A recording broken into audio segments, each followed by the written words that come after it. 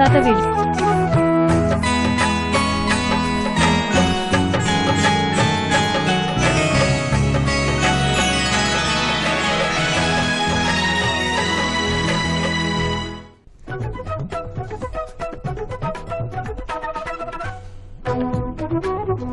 ऊसतोडणी कामगारांच्या मजुरीत वाढ, ग्रामविकास मंत्री पंकजा मुंडे.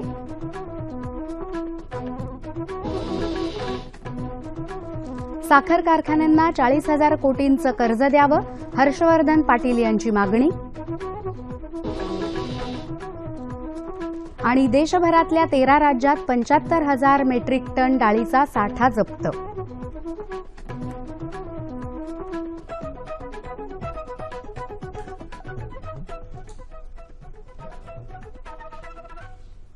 नमस्कार, कृषी वार्ता या बातमीपत्रात मी अर्चना आडावतकर आपलं स्वागत करते.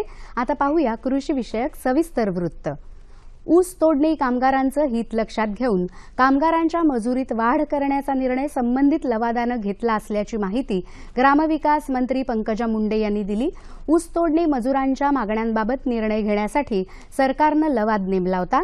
या लवादाचा निर्णय जाहीर करताना मुंडे बोलत होत्या. लवादानं घेतलेल्या निर्णयानुसार डोकी सेंटर, गाडी सेंटर आणि टायर सेंटर दरामध्ये 20% वाढ करण्यात आली आहे. 2015-16 ते 2019-20 या कालावधीतील 5 हंगामासाठी हा करार ग्राह्य असेल. ऊस तोडणी मजूर गंभीर जखमी झाल्यास अथवा त्याचा अपघाती मृत्यू झाल्यास सामूहिक अथवा अन्य विमा योजना लागू करण्यासाठी लवादाची मान्यता आहे. लवादाच्या निर्णयानुसार ऊस तोडणी मजुरांना कारखान्यांचा गाळप हंगाम संपेपर्यंत कार्यरत राहावं लागेल, असंही पंकजा मुंडे यांनी सांगितलं. मध्यंतरी पडलेल्या साखरेच्या दरामुळे या हंगामात साखरेचं उत्पादन 30% घटणार आहे. या उद्योगास आर्थिक स्थैर्य प्राप्त करून देण्यासाठी शासनाने 40,000 कोटी रुपये कर्ज उपलब्ध करून द्यावं, अशी मागणी राज्य सरकार संघाचे संचालक हर्षवर्धन पाटील यांनी केली आहे. बिजवडी तालुका इंदापूर इथं आयोजित पत्रकार परिषदेमध्ये ते बोलत होते. या संदर्भात पंतप्रधान नरेंद्र मोदी, केंद्रीय अर्थमंत्री अरुण जेटली, मुख्यमंत्री देवेंद्र फडणवीस यांना संघाच्या वतीनं पत्र दिलं असल्याची माहितीही त्यांनी यावेळी दिली.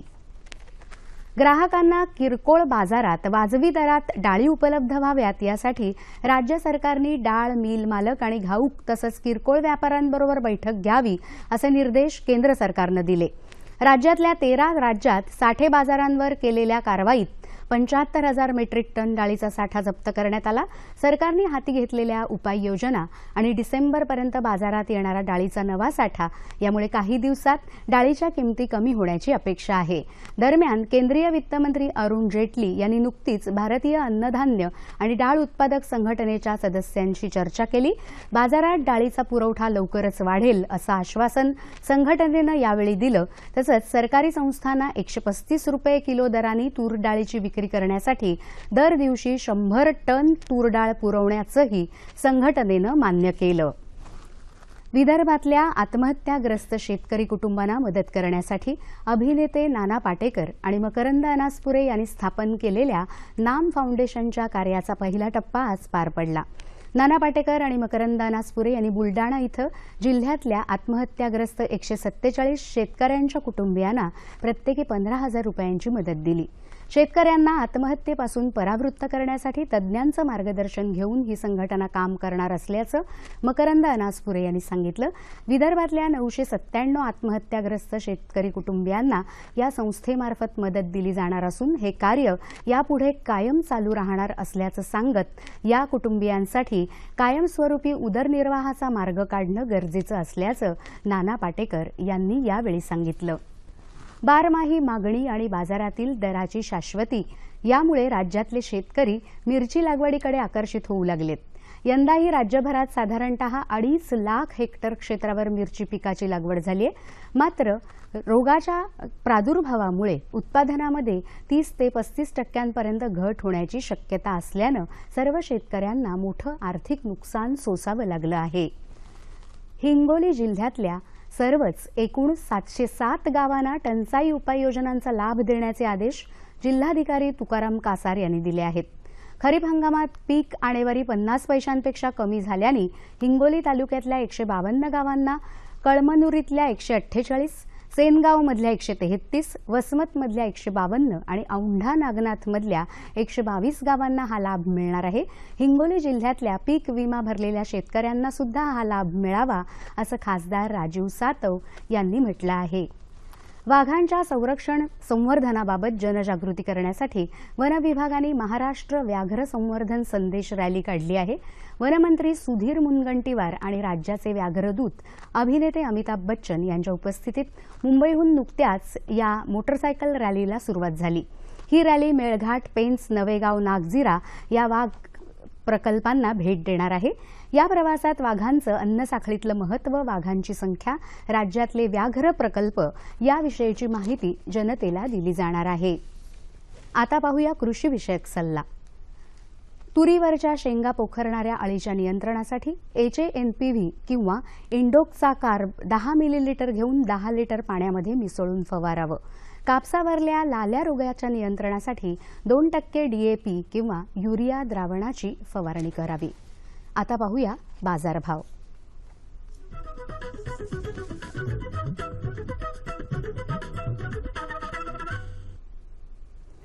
जाणून घेऊया नागपूर आणि श्रीरामपूर उत्पन्न बाजार समितीकडून प्राप्त झालेले शेतमालाचे बाजारभाव. हे भाव शेतीमालाच्या उत्पादकांसाठी आहेत. निराळा उल्लेख नसल्यास हे भाव प्रति क्विंटल आहेत. गहू कमाल दर 2500, किमान दर 2200, सोयाबीन 3911 3200, भेंडी 3025, वांगी 201500, कोबी 500 300, लाल मिरची 9500 7500, सफरचंद 5500 3500, केळी 550 450 आणि द्राक्ष 3000 आणि 1800 रुपये. बाजारभाव विषयक अधिक माहितीसाठी www.eggmarketnet.nic.in या संकेतस्थळाला भेट द्या. आता पाहूया हवामानाचा अंदाज.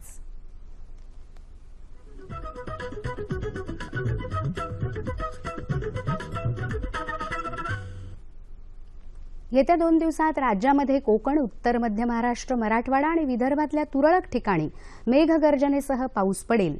दक्षिण मध्य महाराष्ट्रात हवामान कोरडं राहील असा अंदाज वेधशाळेने वर्तवला आहे. जाणून घेऊया राज्यातल्या प्रमुख शहरांचं तापमान कमाल आणि किमान अंश सेल्सिअसमध्ये. मुंबई 33-27, पुणे 33-22, नागपूर 34-21, औरंगाबाद 33-21, सोलापूर 36-23 आणि नाशिक 34 आणि 20 अंश सेल्सिअस.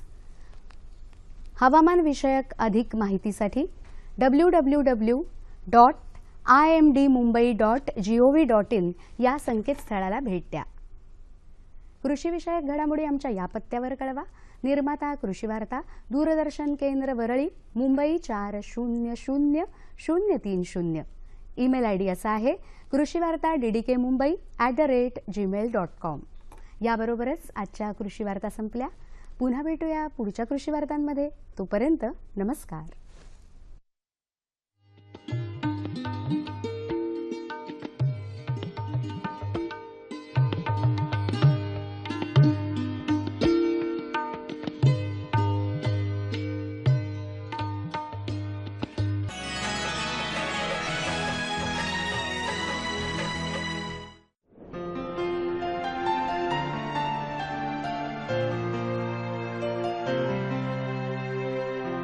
भारत हा कृषीप्रधान देश आहे.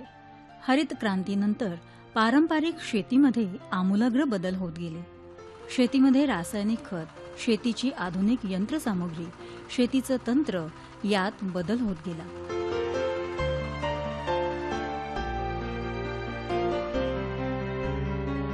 याचा परिणाम म्हणून पिकांचं उत्पादन वाढलं. त्यासाठी सातत्याने देशाचा, राज्याचा कृषी विभाग, कृषी विद्यापीठ, प्रयोगशील शेतकरी यांचा या शेतीच्या क्रांतीमध्ये खूप मोठा वाटा आहे.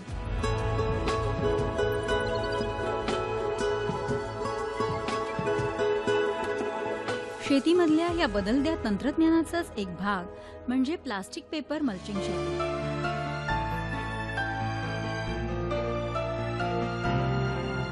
याआधी टरबूज, कलिंगड यासारख्या विविध फळांसाठी पेपर मल्चिंग केलं गेलं. परंतु अलीकडे गेली 4-5 वर्ष भारताच्या शेतीमध्येही हा प्रयोग यशस्वीपणे केला गेला.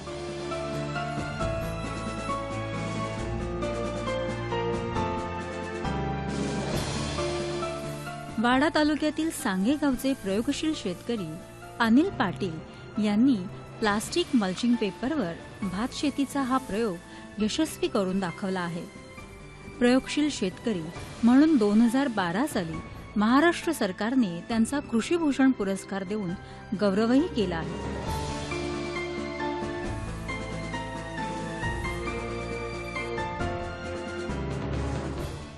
कोकणासारख्या पारंपरिक भात शेती करणाऱ्या भागात गेली 4 वर्ष प्लास्टिक मल्चिंग पेपरवर भात शेती करून भरघोस उत्पादन घेण्याचा विक्रम त्यांनी केला आहे.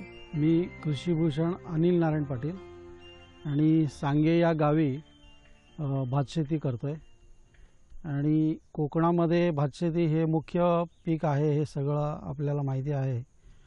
पण अलीकडच्या काळामध्ये भातशेतीमध्ये खूप अडचणी आलेल्या आहेत आणि त्या बघत्या ह्याच्यामध्ये काहीतरी बदल करता येईल का असा मी नेहमी विचार करत असताना मला आपण शेतात उभे आहोत त्या प्लास्टिक मल्चिंगच्या शेतामध्ये आपण एक वेगळ्या प्रकारचं भात बघतोय. या अशा प्रकारचं की ज्याच्यामध्ये आपण 4 वर्ष कुठल्याच प्रकारची मशागत वारंवार न करता त्याच्यावर मल्चिंग करून हे भातशेती केलेली आहे. याआधी प्लास्टिक मल्चिंग पेपरवर फळझाडांची लागवड अनेक ठिकाणी यशस्वीपणे केली गेली. पण भातशेतीमध्ये अशा पद्धतीचा प्रयोग करणारे ते पहिलेच असावे.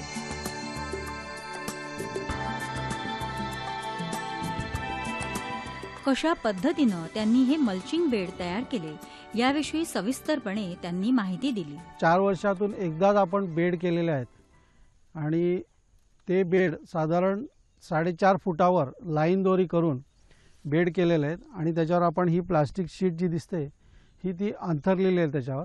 आणि त्याच्यावर एक बाजूनी थोडी माती घेतलेली आहे कारण की ते पाऊस जास्त झाला तर निघू नये किंवा पाण्याने जमिनीची धूप होऊ नये म्हणून ते अंथरून त्याच्यावर थोडी माती टाकलेली आहे.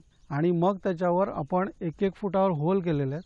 ते होल करताना एक विशिष्ट पाईप गरम करून सोप्या पद्धतीने होल करून नंतर जेव्हा पाऊस पडला तेव्हा आपण त्याच्यावर भाताचे दाणे टाकून प्रत्येक होलमध्ये 4 ते 5 दाणे टाकून आपण त्याची भाताची लागवड केलेली आहे. आणि त्या दाण्यांवर थोडं गांडूळ खत आणि लाल माती असं टाकून ड्रेसिंग केलेलं आहे त्याच्यावर की जेणेकरून त्यातला ओलावा टिकून राहील किंवा पावसाने ते दाणे हलणार नाही अशा पद्धतीने ही लागवड केलेली आहे. आत्ता आपण जे पीक बघतोय हे पीक पूर्ण तयार झालेलं आहे. तर ह्याच्या ज्या पहिल्यापासून ज्या स्टेप आहेत म्हणजे लागवडीच्या पद्धती आहेत त्या आपण सविस्तर बघणार आहोत. पण आज या शेतामध्ये आपण हे जे पीक तयार झालेलं दिसतंय ते बघूनच आपल्याला असं वाटतंय की ही निश्चितच ही जी पद्धत आहे ह्याच्यामध्ये काहीतरी निश्चितच यश आहे. पारंपरिक भातशेती करताना आधी भाजणी, नांगरणी करून बी पेरावे लागते. त्यानंतर वाढलेली रोपे काढून चिखलणी करून त्या रोपांची लावणी केली जाते. या पद्धतीसाठी वेळ, पैसा यांचा अधिक वापर होतो. आता आपण हे जे मल्चिंग भात लावलेलं आहे ना त्याचं पूर्ण थोडं सविस्तर बघूया. हे म्हणजे मुळापासून कसं केलं. जसं आपण आता हे तयार भात बघितलं आहे तर त्याची लागवड अशी केली की हा बेड आहे पूर्ण. हा बेड साधारण तिथून इथपर्यंत असा हा 4.5 फुटाचा आहे आणि त्याच्यामध्ये हा 4 फुटाचा प्लास्टिक शीट, प्लास्टिक कपडा मल्चिंग आपण ज्याला म्हणतोय तो टाकलेला आहे. आणि त्याच्यावर हे प्रत्येकी 1-1 फुटावर हे होल केलेले आहे. ह्याच्याप्रमाणे असे होल केलेले आहेत. आता हे होल एक 2 इंची पाईप गरम करून असे आम्ही टेकवत गेलो तर ते ताबडतोब होल होतात त्याच्यात एकदम सोप्या पद्धतीने. म्हणजे हे बघताना आपल्याला असं वाटतं की हे काहीतरी अवजड काम आहे पण तसं काहीच नाही. तर हे सगळं एकदम असं सोप्या पद्धतीने होल होतात आणि असे 2 इंचाचे होल पडतात. त्याच्यानंतर ही आपली पूर्वतयारी झाली. त्याच्यानंतर जेव्हा पाऊस चालू होतो म्हणजे जमीन ओली होते तेव्हा आपण ह्याच्यामध्ये 4 ते 5 भाताचे दाणे जे आपली जमिनीचं मगदुरी हळवं आहे, गरवं आहे किंवा तुम्हाला जी जात पाहिजे ती कुठल्याही जातीचा भात आपण याच्यामध्ये 4 ते 5 दाणे टाकतो आणि त्याच्यावर थोडी अशी माती टाकतो आपण का जेणेकरून ते थोडं त्याला ड्रेसिंग होईल. म्हणजे माती टाकतो त्याच्यावर थोडी की त्याच्यात थोडा दमटपणा राहील, पाऊस धरून राहील असं त्याला थोडी माती टाकतो. आणि नंतर आपल्याला काही ह्या साध्या पद्धतीने आपली आवणी किंवा रोपणी हे सगळं झालेलं असतं. कारण आपण जे परंपरागत जी चिखलणी करतोय, आवणी करतोय तशी काही करायची गरज नाही. तर ह्या सगळ्या ज्या अडचणीच्या गोष्टी आहेत ह्या पद्धती सगळ्या याच्यातून आम्ही बाद केलेल्या आहेत. आणि आमचं असं लक्षात आलं आहे की हे बाद करूनसुद्धा ह्याचं जे ॲव्हरेज उत्पन्न आहे किंवा ह्याचं जे फुटवे आहेत ते तुम्ही बघाल, ह्या चुडांचे फुटवे जे बघाल हे ॲव्हरेज हे 40, 45, 50, 55पर्यंत त्याचे फुटवे आम्हाला दिसून आलेले आहेत. ह्याचा अर्थ एक स्पष्ट होतो की आपण चिखलणी करण्यापेक्षा अशा पद्धतीने जर आपण भात लावलं तर त्याला फुटवा चांगला होतो. त्याची मुळं न तुटल्यामुळे त्याची रोगप्रतिकारशक्ती जी असते ती चांगली राहते. त्याच्यामुळे भातावर रोग पडत नाही. आणि शिवाय त्या लोंबीला जो लोंग येतो, ह्या लोंबाला दाणे जर आपण बरगतचं बघितले तर ते सुद्धा चांगल्या प्रतीचे आणि भरपूर दाणे असतात. तर म्हणून ही पद्धत जास्तीत जास्त चांगली आम्हाला असं वाटलं आहे गेल्या 4 वर्षाच्या अनुभवावर.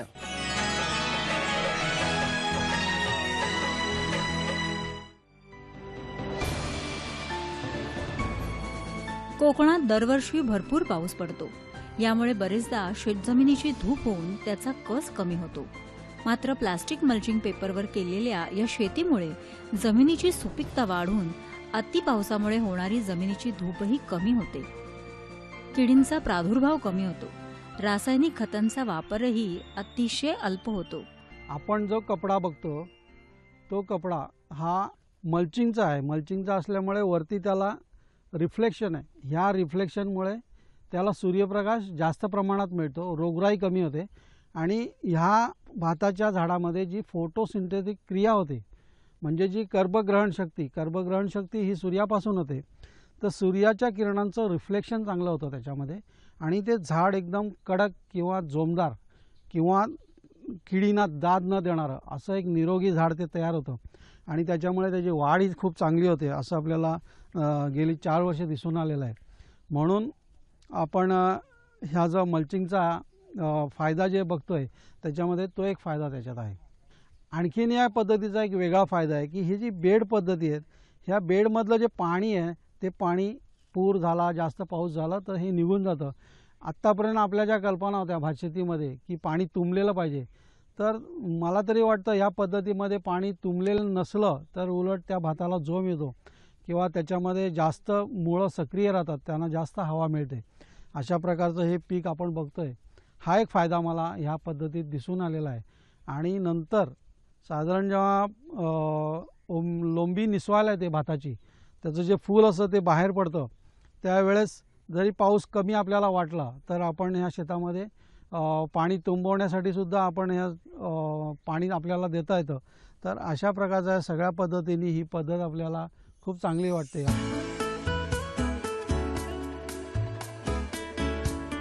या प्लास्टिक मल्चिंग पेपरच्या भातशेतीची लागवड करण्याची एक विशिष्ट अशी पद्धत असते. आपण इथे कुठल्याही प्रकारची नर्सरी करत नाही. त्याच्यामुळे नर्सरीतून रोप उपटताना जे रोप तुटतं किंवा त्याच्या मुळांना दुखापत होते ती इथे होत नाही. कारण इथे आपण जे बी लावतो ते रोप परत उपटत नाही, मुळं तुटत नाही, त्यांना दुखापत होत नाही. त्याच्यामुळे त्यांचा जो वाढायचा स्पीड असतो, त्यांची जी केशमुळं असतात ती ॲज इट इज वाढत राहतात, ती त्यांच्या स्पीडमध्ये वाढत राहतात. हा एक फायदा आहे. पण पारंपरिक याच्यामध्ये आपण काय करतो, ती तोडतो आणि मग चिखलामध्ये लावतो. चिखल का करतो तर तिथे शेतामध्ये गवत असतं. कारण कोकणामध्ये मोठ्या प्रमाणात पाऊस असतो, आजूबाजूचं बी शेतामध्ये वाहत येतं आणि तिथे गवत खूप होतं. गवतावर दुसरा इलाज नाही म्हणून आपण चिखल करतो. पण कळत न कळत इथे आपण एवढा मोठा आपलं नुकसान करतो शेतकऱ्यांचं आणि देशाचं. शेतकऱ्यांचं याच्यासाठी की शेतामध्ये असलेलं सगळं सेंद्रिय पदार्थ हे त्याच्यामध्ये आपण मिक्स करताना ते वरच्या थरात येतं आणि ते कोकणातल्या मोठ्या पावसाच्या बरोबर बाहेर शेताच्या बाहेर निघून जातं. याला आपण मळी म्हणतो किंवा जमिनीची साय म्हणतो. ही सगळी बाहेर निघून जाते. आणि शेतकरी मित्रांनो, हाच जो सेंद्रिय कर्ब असतो हाच शेतीचा आत्मा आहे किंवा हाच आपल्या पिकाचा खरा उत्पन्नाचा भाग आहे. परंतु ह्या पद्धतीमध्ये आपण तसं काहीच करत नाही, चिखल करत नाही मुळात. त्याच्यामुळे हे जे जमिनीचं फूल आहे, जमिनीचं आरोग्य आहे, हे आपण राखून ठेवतो. यासाठी कोणती रासायनिक खतं वापरावीत, कोणती सेंद्रिय खतं वापरावीत याचाही वेगळा विचार केला जातो. साधारणतः पाऊस आपल्याकडे नैसर्गिक पडत असतो, त्याच्यामुळे त्याच पावसाच्या याच्यावर आपल्याला हे पीक घ्यायचं आहे. तर ही लागवड केल्यानंतर 4 ते 5 दिवसांनी आपल्याला त्याच्यामधून रहू आलेला दिसतो की जर्मिनेशन होतं थोडक्यामध्ये. आणि त्याच्यानंतर साधारणतः 20 ते 22 दिवसांनी त्याची वाढ ही चांगली जोमात होते. आणि त्यावेळेस 20 ते 22 दिवसानंतर आपण त्याला सगळ्यात आधी खत वापरतो. हे खत कुठलं तर आपण DAPचे ज्या ब्रिकेट्स येतात, म्हणजे युरिया आणि स्फुरद याचे जे ब्रिकेट्स येतात त्याची एक टॅबलेट, एक गोळी 2.5 ग्रॅमची असते. तर ही 2 रोपांच्या मध्ये तिथे जे होल दिसतो प्लास्टिकला, त्या होलच्या तिथे आपण ही गोळी त्याच्यामध्ये आत टाकतो. आणि हे खत 1 एकराला साधारण 60 किलो आपल्याला ह्या गोळ्याला ब्रिकेट लागतात. तर अशा प्रकारे आपण त्याला खत फक्त एकदाच देतो. त्याच्यामुळे आपला जे इतर पद्धती आहे 2 ते 3 वेळा खत विभागून द्यायच्या, ह्याच्यातला मोठा खर्च आपला त्याच्यामध्ये बचत होतो.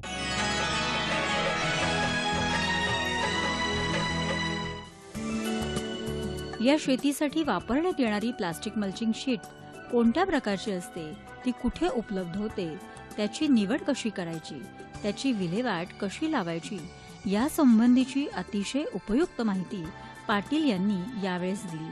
आता हे आपण बघत असताना साहजिकच आपल्या मनामध्ये एक प्रश्न येतो की हे प्लास्टिक कुठल्या पद्धतीचं आहे आणि हे शेतीमध्ये चालतं का. तर ह्याचं नाव आहे पॉलिमल्चिंग शीट आणि हे शेतीच्या ह्याच्यासाठीच बनवलेलं प्लास्टिक आहे. आणि गेली 10 वर्ष मी कलिंगड, टरबूज, काकडी, मिरची, कोबी याच्यासाठी हे प्लास्टिक वापरत असताना सहज माझ्या मनात एक प्रश्न आला की जर आपण इथे हे वापरतो सगळ्या पिकांना, मग भातावर का वापरू नये. तर त्याचं महत्त्वाचं कारण असं की कोकणामध्ये पाऊस खूप प्रचंड प्रमाणात पडतो आणि हा पाऊस जमिनीची धूप करतो. मग जर आपण त्याच्यावर कव्हर केलं प्लास्टिकचं तर त्याची धूप होणार नाही. बऱ्याचशा ठिकाणी तुम्ही जर बघितलं तर वळवे आपण करतो, अनेक काय लावायला, मिरची लावायला असेल कोकणामध्ये किंवा करांदे लावायला असेल, रताळी लावायला असेल, तर त्याची धूप होत असते, ते धुवून जात असतं. पण हे जर शीट टाकलं तर त्याची धूप होत नाही. मग शेतामध्ये हे प्लास्टिक टाकलं तर चालेल का अशी माझ्या मनात शंका आली. आणि नेहमी मला अशी एक वेगळी सवय आहे की वेगवेगळे काहीतरी प्रयोग करत बसायचं. त्याच्यामुळे मी लगेच प्रयोग केला की जिथं पाणी साठतं अशा शेतामध्ये, जिथं पाणी साठत नाही अशा शेतामध्ये पण हे प्लास्टिक शीट आणून तसे त्याचे वाफे केले आणि मी ते टाकले. तेव्हा माझ्या एक गोष्ट चांगली लक्षात आली की जमिनीची धूप अजिबात होत नाही. आणि म्हणून हे प्रयोग मला खूप चांगला वाटला. आता असं आहे की हे प्लास्टिक कुठे उपलब्ध होईल, तर हे सर्वसाधारणपणे शेतीच्या बाजारपेठेमध्ये हे प्लास्टिक कुठेही उपलब्ध होतं. तर त्याचा एकरी साधारण आपल्याला ते जर आपण एकदा टाकलं तर त्याच्यावर आपल्याला 4 पिकं घेता येतात. ही शेती करत असताना काही खबरदारी, काही गोष्टींचं भानही शेतकऱ्यांना ठेवावं लागतं. की हे प्लास्टिक वापरल्यामुळे आपल्याला फायदे भरपूर येतात, ते मी तुम्हाला मगापासून सांगतोच आहे. पण काय सांभाळायला पाहिजे आणि त्याच्यामधून काय अडचणी आहेत असं जर मी बघितलं माझ्या शेतामध्ये, तर एक असं लक्षात आलं की ही थोडी तंत्र वापरून करण्याची शेती आहे. जरी याच्यामध्ये आपण म्हणत असलो की आपल्याला 4 पट फायदा आहे किंवा डबल उत्पन्न आहे, मेहनत कमी आहे, हैराणी कमी आहे, जमिनीचं नुकसान नाही होत, तरी पण ह्याच्यामध्ये हे कपडा जो आहे हा नाजूक असतो आणि हा सांभाळावा लागतो. त्याच्यामुळे ही जनावरं जी असतात, मोकळी जनावरं, ती तिथे नाही पाहिजेत किंवा आपल्या शेतकऱ्यांचे पाय त्या मल्चिंगवर पडले नाही पाहिजेत. कारण मध्ये आपल्याला जायला यायला पुरेशी जागा असते मशागत करायला, म्हणून त्याच्यावर पाय देण्याचं काय कारणच नसतं. तर ती एक गोष्ट सांभाळावी लागते. उसाट जनावरं असतात त्याच्यापासून ते सांभाळावं लागतं. ह्या गोष्टी निश्चितच आपल्याला थोडं काळजी करण्यासारख्या किंवा काळजी घेण्यासारख्या आहेत. पण मित्रांनो, आजचा कालावधी आज असा आहे की तुम्ही तंत्र वापरल्याशिवाय किंवा प्रोटेक्शन घेतल्याशिवाय शेती करू शकत नाही. तर त्या दृष्टीने आपण जर ह्या 1-2 काळज्या जर बघितल्या तर त्या दृष्टीने आपल्याला त्याचा मिळणारा फायदा जास्त आहे. आणखीन एक गोष्ट, 2 वर्षानंतर तुम्हाला जेव्हा हे शीट बदलायची वेळ येते तेव्हा हे पहिलं शीट व्यवस्थित काढून तुम्ही तुमच्या शेताच्या बाहेर त्याचं जे काय नाश करायचं आहे ते शेताच्या बाहेर तुम्ही केलं तर शेताला कुठल्याही प्रकारची हानी होणार नाही. असं मी गेल्या 4 वर्ष किंवा 10 वर्ष माझ्या दुसऱ्या शेतांमध्ये जे मी वापरतो कलिंगड मिरचीला वगैरे, तर तसं कुठल्याही प्रकारचं आपल्याला शेतामध्ये प्रदूषण किंवा अडचण अशी होत नाही. कमीत कमी रासायनिक खतांचा वापर, अधिकाधिक पर्यावरणपूरक शेती म्हणून प्लास्टिक मल्चिंग शेतीचा हा पर्याय पाटील यांच्यासारख्या प्रयोगशील शेतकऱ्याने पुढे आणला आहे. त्यांच्या या यशात शासनाच्या कृषी विभाग, कृषी विद्यापीठ, कृषी अधिकारी यांचाही मोलाचा वाटा असल्याचं ते म्हणाले. कृषी विभागाचं विद्यापीठ असेल किंवा जिल्हा परिषदचे कृषी अधिकारी असतील किंवा KVK कृषी विज्ञान केंद्र, हे सगळे अधिकारी माझ्याकडे येऊन याच्यामध्ये कसं सुधारणा करायला मला वाव आहे किंवा तुम्ही काय करायला पाहिजे यांनी त्यांनी मला मार्गदर्शन केले. त्याच्यामुळे मी इथे येऊ शकलो, ही पद्धत विकसित होऊ शकली.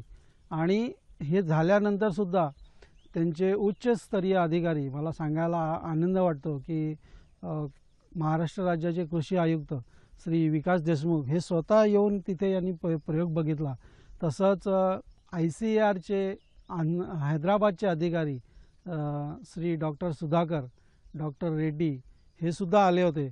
आणि आमचे कृषी सहसंचालक जंगटे साहेब असतील किंवा डॉक्टर जिल्हा कृषी अधिकारी डॉक्टर प्रकाश पवार असतील, यांनीसुद्धा आम्हाला प्रोत्साहन किंवा जी काय तंत्रज्ञान पाहिजे ते वेळच्या वेळी लगेच मला शेतावर माहिती करून दिलं किंवा प्रोत्साहन दिलं. ह्या गोष्टी मित्रांनो, शेतकरी मित्रांनो खूप महत्त्वाच्या असतात की ह्याच्यानी आपल्याला एक नवी प्रेरणा मिळते. आणि जोपर्यंत आपण नवीन प्रयोग करत नाही तोपर्यंत नवीन काय आपल्याला माहिती होणार नाही. भले काही प्रयोग तुमचे यशस्वी होतील किंवा यशस्वी होणार नाही, पण जोपर्यंत तुम्ही नवीन करत राहाल आणि नवीन प्रोत्साहन देणारे लोक तुमच्या अवतीभोवती असतील तरच आपल्याला असं काहीतरी चांगलं चित्र बघायला मिळेल. कमीत कमी जागेत धान्याचे उत्तम उत्पादन, आर्थिक सुबत्ता देणारा हा प्लास्टिक मल्चिंग पेपरच्या भातशेतीचा पर्याय निश्चितच आशादायी आहे. पाटील यांची ही यशोगाथा अनेक शेतकऱ्यांना प्रेरणा देणारी अशी आहे.